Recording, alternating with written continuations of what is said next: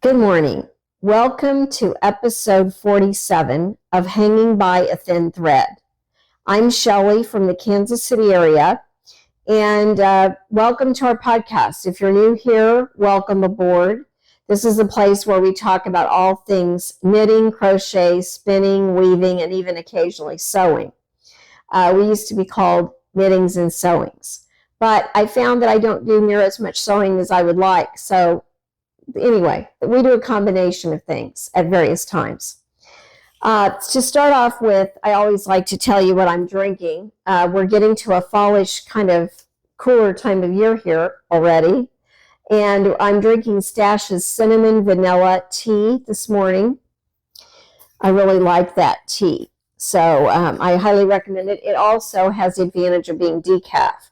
So it may be even better to drink in the evening if you're trying to cut down on your caffeine before you go to bed.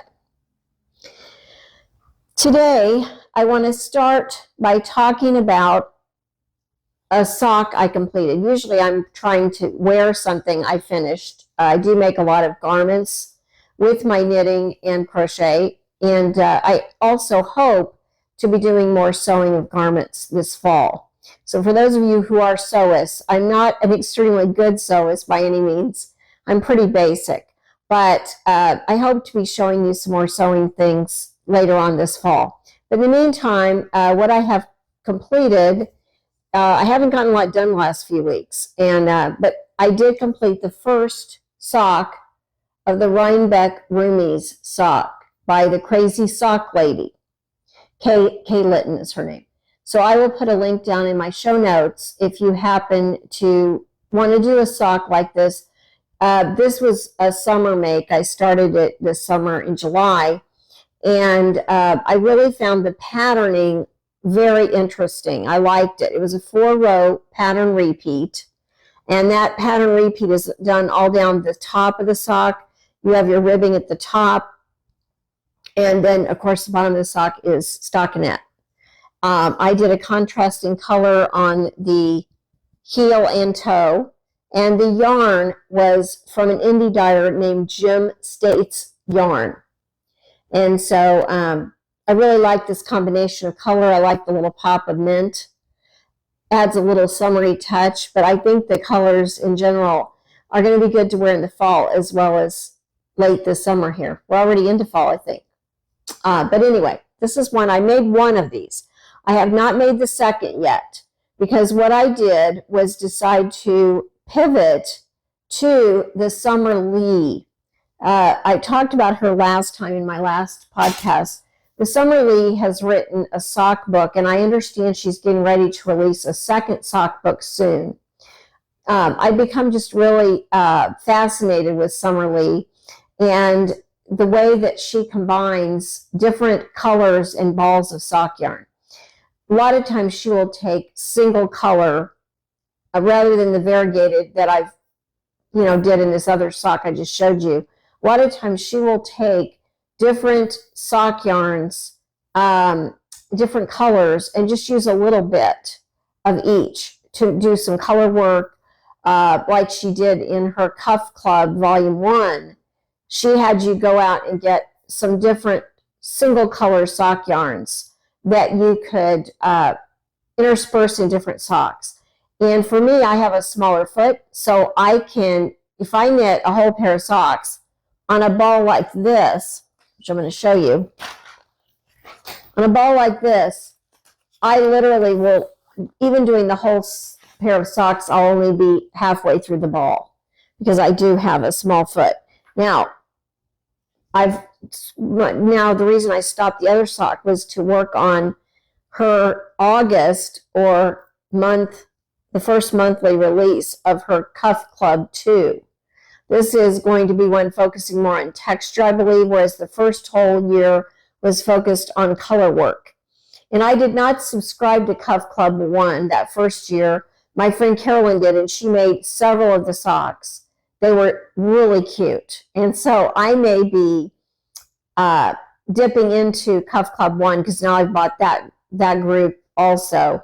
And for example, I like cables. This one starts off with a twisted cable, And I decided to do it in a plain Knit Picks sock yarn called Stroll. And I forgot the name of this color, but I'll put it down in the show notes. It's basically a creamy color with just a very slight pink to it. And then I bought two other colors in Stroll. There's the pink, a fuchsia pink, and then there's a green that's called Grass out of the same line of Stroll.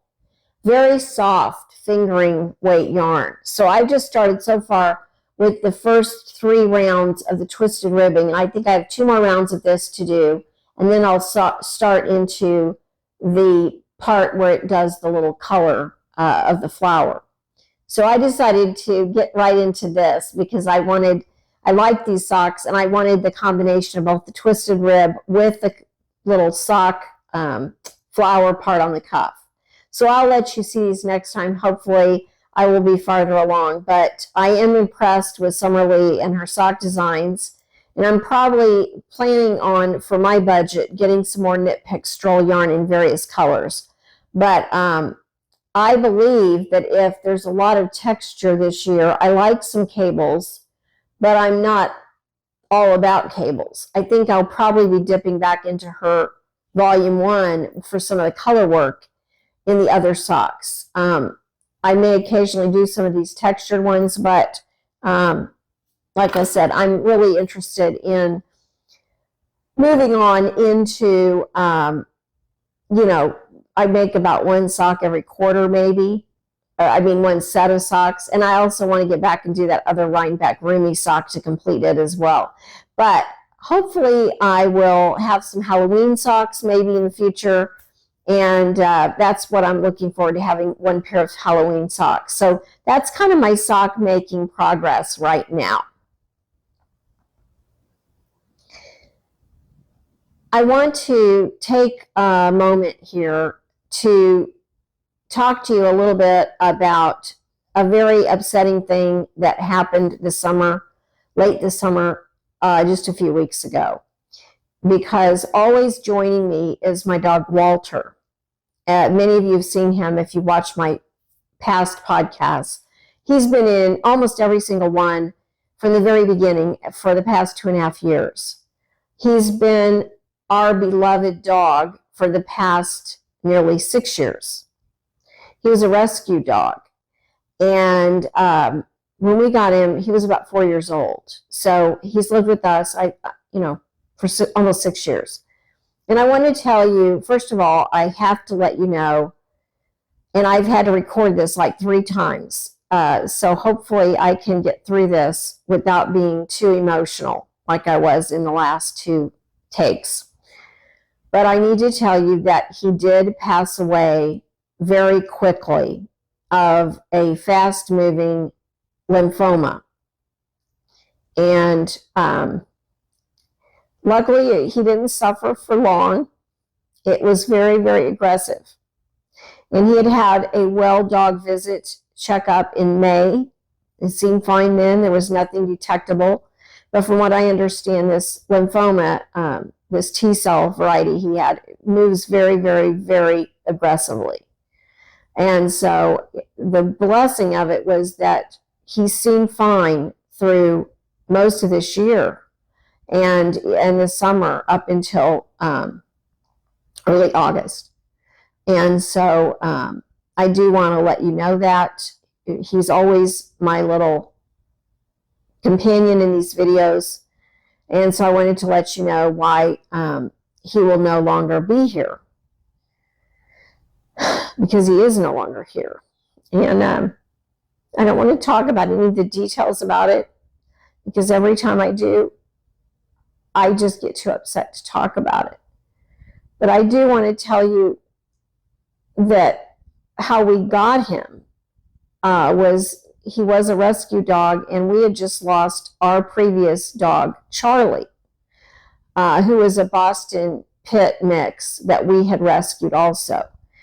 And Charlie had undergone a couple of rounds of cancer. We were able to treat him for a while. And after we lost him right after Thanksgiving of 2019, we knew we could not live without a dog. We have always had a dog in our lives ever since we got married nearly 40 years ago. So we decided that we needed to go to the rescue organization and look for a dog.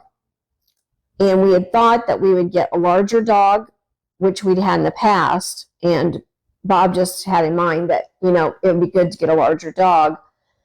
So that's what we had our mind and our sights on finding when we went there in December of 2019. And so the rescue lady there, we had our sights on one dog that was like a lab mix, but someone adopted that one. And so when we came back the next day, Erin at the animal rescue organization said, I'm going to do a parade of dogs for you and just bring out different dogs to see, if any of them might be a good match for you. And so she did a series of dogs meetings that we sat there in the meeting room and got to meet with several potential dogs. And none of them just seemed quite right. We were thinking about different ones, but then in came this little scrawny dog named Walter. Back that up.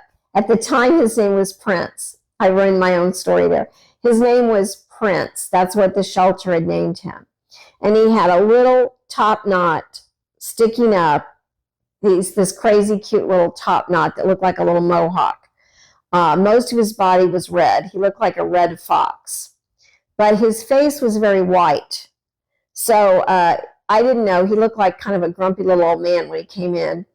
And he immediately jumped right into Bob's arms.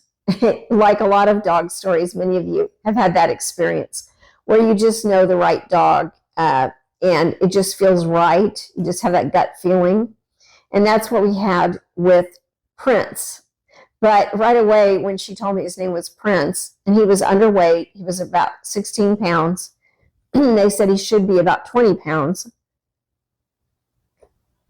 But when she told us the story, the fact that Prince had lost his owner had passed away, and they had brought him in to the shelter, the relatives, because they just felt they couldn't deal with him and didn't want him. So he had gone home with one family, but they had brought him back because they felt like he was too mean. He growled at people, and they had little kids and they just couldn't deal with growling Chihuahua terrier mix. He was all sorts of different terrier. But anyway, so he had been rejected, brought back. At the point that we met him, he had been back in the shelter a few days.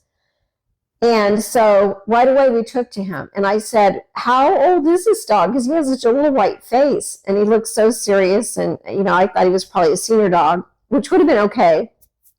But Erin said, no, this dog is actually only somewhere between 2 and 4 years old. He just has a white face. And she said, he kind of reminds her, he reminds me of Walter Cronkite, the newsman, the old newsman from the 1960s. And Walter Cronkite, I grew up with Walter Cronkite on the TV. He happened to be a Kansas City native, by the way. But anyway, I don't know how Erin knew of Walter Cronkite because she's way younger than that, but she knew him. And she said, this dog really reminds me of that Walter Cronkite with the big white bushy brows and the white face. So we said, that's a perfect name for him, Walter. So he came home with us, and there were adjustments like with any rescue dog, but he really was a perfect dog for us for all these years. He's warmed our hearts, and he fills every corner and crevice of this house. The house has seemed so quiet without him. But I wanted to let you know, and I don't want to dwell too much on the sadness, because honestly, he brought so much joy and comfort into our lives, and I hope that we were a good home for him. But, one thing I read, I've been listening to a lot of dog communicator. There's a lady named Danielle McKinnon. I think her name is spelled MacKinnon. She's on YouTube, and you can watch her if you've recently lost a pet. her channel is about how we grieve for our pets and kind of helping you try to get through it. And it's been a big comfort for me during that time.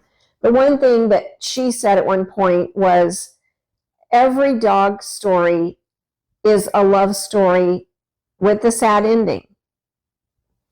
And so, I'm trying right now to move past the sadness, as Danielle encourages, and move into being grateful and appreciative for all that he brought into our lives. And so I did want to tell you that.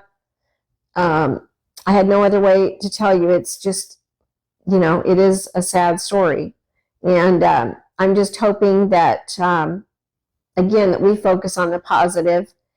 And I didn't get a lot accomplished, obviously, the last few weeks in dealing with that the problems I've been having in coping. And so I did want to just tell you, and I haven't gotten a lot finished, but I wanted to get that out in the open.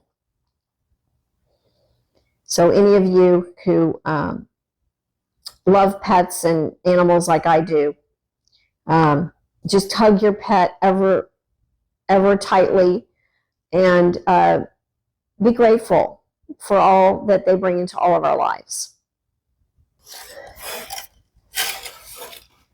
I have one more project that I want to talk about that I've been working on over the past several weeks since Fiber U. And don't know if I'm going to show the completed. This is almost finished. As you remember from last time, I am weaving in and out on this workbench. And this was a project from a class that Carolyn and I took at Fiber U. And it's a beautiful little workbench that the teacher had made, had a woodworker in town make for her. And it even has a nice finish on it. So it's very well done. And what we were to do was we had these little holes punched all along this bench base. And what our job was to do was to weave in and out manually through several passes. And we were in the class for 3 hours.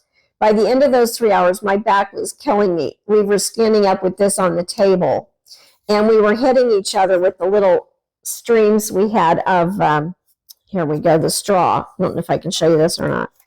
But each one of these straws are really long. Here's one I'm working on right now.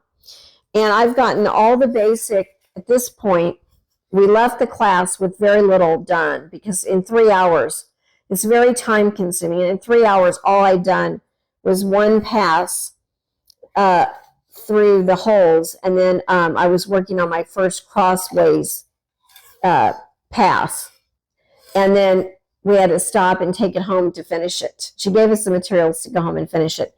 These golf tees that you see here are to hold the different strings that are still loose until we secure them. And at this point, what I'm doing right now is putting on the final little side pieces to secure everything in.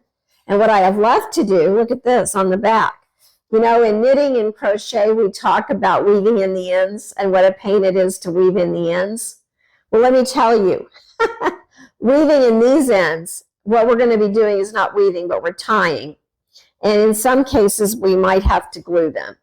But there's a lot of finishing work to do on this stool. So even though I'm almost finished with the main part, I finished all the weaving, and all I'm doing is making the inserts and whip stitching in these straws along the side. I do still have this finishing work to do on the back. So whenever I get to complaining about having to finish in and weave in ends, I'll remember this bench and feel lucky.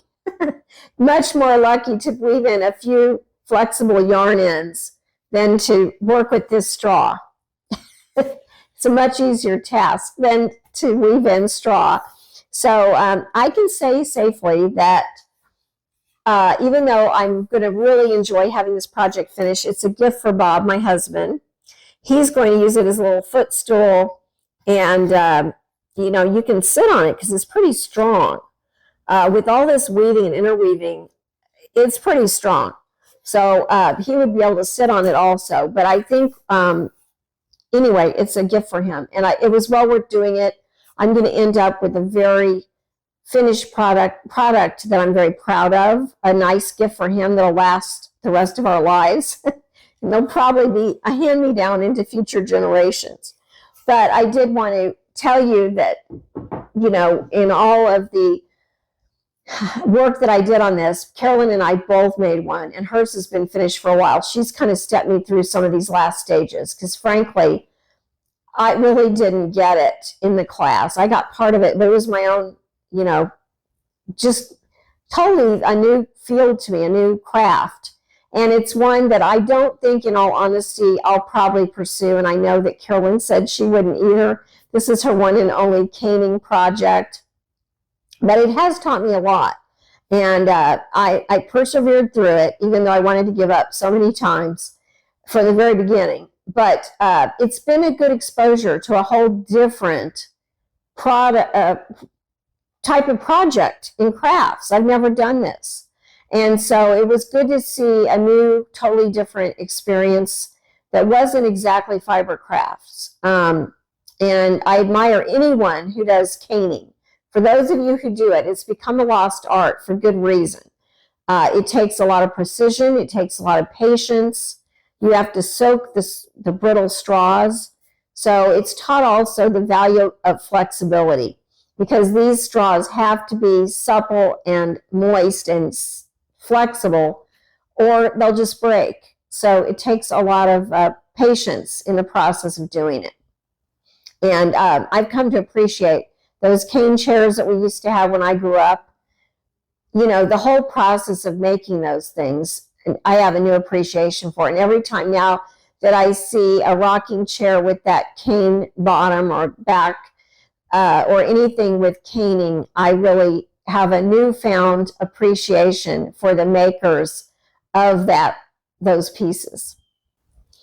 Well, I'm going to wrap it up early this time because, again, I haven't been working on a whole lot. My mind and heart have been, dealing with, my grief and my loss of Walter. So, anyway, I haven't done much this time, but I hope to have some more projects for you next time. And I'm going to end, for those of you who would like to see it, I'm going to end with a photo montage of Walter.